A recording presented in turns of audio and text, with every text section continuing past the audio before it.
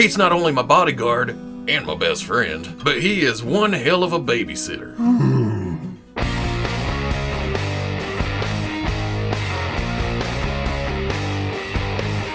You can take your magic hands, type in Dorkside Toys, and pre-order your own child. Okay, people, welcome back. Get in frame. Okay, people, welcome back to another Fwoosh review. Today, let's take a look at the Hasbro Star Wars Black Series Mandalorian, the child, or the asset, or more popular, but less popular, Baby Yoda. And I've been a bit leery to actually review this because essentially, yes, it's a character. It's a much beloved character, but in action figure terms, in the toy world, this is essentially an accessory. And I don't mean that I didn't need a Baby Yoda. Hell, I've went the third-party route several times already. But in terms of plastic, it's a little sculpt. It's got a couple of ball joints and then accessories for your accessory to the rest of it. I don't know how to put it. I just know that this is a tiny little box with an even tinier little figure in it. And looking at that package, if you're familiar with the Porgs from a while back, it's the same size packaging. But you see everything you get in the package here. It's the figure, it's the accessories, Mandalorian Child, Star Wars Black Series, Hasbro. Toy contains small parts and small balls. On the side, the usual red field with just the name, the child on it. On the back, we ain't got time for no pictures. In fact, that is kind of odd. The Porg has that stylized picture of the Porg right there, but we don't even get a picture with the child. I guess that's what was throwing me off. I knew there was something weird. They went all out and put the full Mandalorian logo. Either way, small parts, don't put them in your...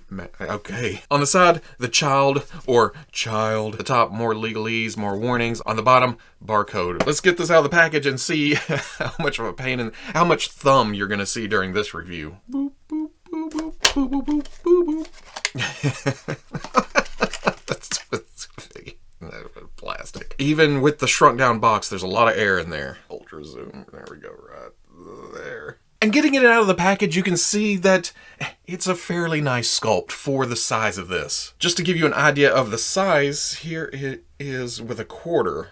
But it's got nice wrinkles. You can see a seam line running up the front right there. Baggy sleeves coming down to kind of a cuff at the wrist. On the back, essentially all that same detail, another seam line running down the back. Extra heavy wrinkles at the collar because it kind of angles up in the back. The lightness up at the head, fairly nice. It definitely has the look from the show where the robe looks thick, like it's made for a larger character, like it's supposed to grow into it as it gets bigger. The ears are appropriately large. I feel like the head should be slightly bigger, and that's only going by the size of the robe here and then the comparisons later, but it's pretty damn close. One thing that does get me, though, is looking at it here. The neck seems a little bit thin, but that's because in the show, most of the time we see that collar coming up right to the chin, like it's almost the whole head sitting inside the collar. But looking at some shots on Google, it does appear that the neck is supposed to be a little bit thin, so that's no fault of Hasbro. That's just my mental image going, oh man, that may be a little bit weird. One thing that is a little bit hard to catch on video is the little fine hairs they've painted on the top of the head. In a perfect world, they would be tiny little sculpted hairs, but it's mostly done with paint. And those hairs even work their way out onto the ears, just like in the show. A little bit of contrast paint inside the ear, under the eyes, in a little bit of the detail, just to bring it out. I wish there was a little bit more to the eyes, but again, at this scale, it looks as good as it could. Well, I don't know. Getting the magnifiers out, there may be a black circle in a dark brown field in the eye. And then on the body, it's mostly the color of the plastic. I can't tell. There may be a little bit of shading, but that may be light too. Again, being this small, it's really hard to tell. On the bottom, you see the little feet on ball joints. You can change the stance a little bit by having angled back or angling forward. So at first you think, oh, unnecessary, but at the same time, you can just get subtle little poses out of them. The skin tone may be just slightly light. At the same time, in the show, there's a lot of dark settings. You're inside a ship. And I guess in the forest, you could see it in direct sunlight, but this may be accurate to the puppet itself in normal lighting and settings. And this is also in my booth lighting with all the psh, psh lights hitting it all over the place. In a normal display, it may seem a little bit darker. I'm gonna attempt to go over articulation without just being, here's my thumbs, and here, and there's an arm right here. But there is a ball joint at the neck.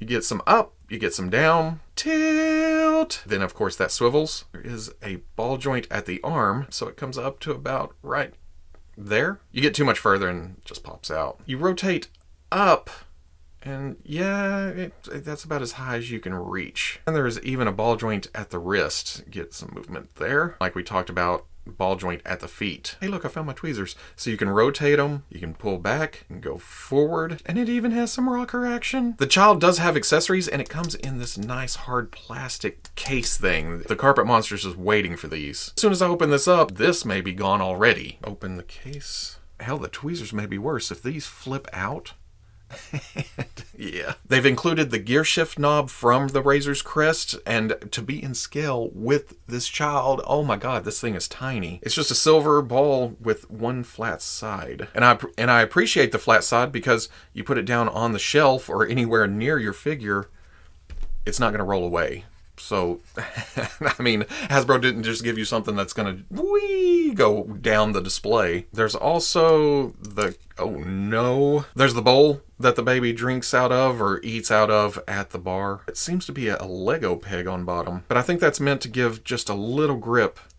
That's not going to work. Phoebes did it better. Here's the baby holding the bowl, but there's no way to get the child's hands close enough together to actually hold it with two hands. With these being, as they are, just ball joints and easy to pull out and put back in, I would have liked to seen alternate arms that kind of wrap around or come in front. In fact, it would have been kind of neat to have one solid piece, the arms, and then the bowl molded to it. You pop these out, and then you just pop the one piece in. You hear that, customizers? I would love to see that. And then finally we have the little Froggy. It's a neat little sculpt. It's definitely frog-like. It has the one eye on the front, painted black. Dark green stripe running down the back. Other than that, it's just molded in a light green plastic. The frog seems a little bit large, but it's definitely not a bad thing. It's another little creature to go on your Star Wars display. Another cool alternate thing would have been an extra head, since again you can pop the head off this, to have an alternate child head with the frog legs sticking out of its mouth. Now let's put these back in here before I actually lose them.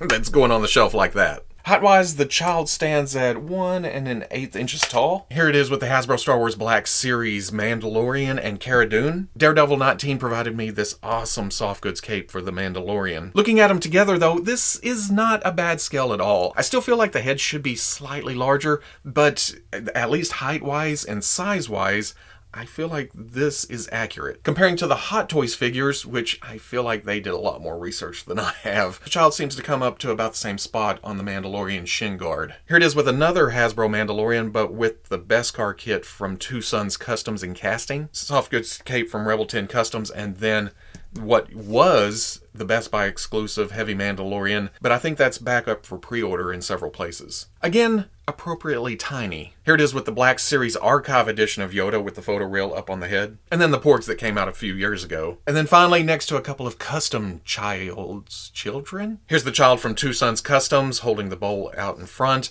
and then from John Walker's Customs, here's baby Yoda in the crib, which I feel like the Hasbro version should have came with this too, but maybe we'll get a deluxe version down the road. Actually, the scales here are pretty close. So at the end of the day, not a bad set to get, especially for $10. Although if you really want to dig into it, the 3 3/4 inch scale figures are 12, 13, 14, somewhere in there. So this being $10 with a couple of tiny little accessories, maybe it feels like it should be a little bit cheaper. But at the same time, in the grand scheme of everything we buy in the action figure world, $10 is about the cheapest we're gonna get. Plus, it's good to finally get an official child on the shelf. I've had my Mandalorian and my Cara Dune and my Jawa and the Heavy Mandalorian. I love the show. I want any and all the characters, and the child just adds to that. But this isn't gonna be our only version of this.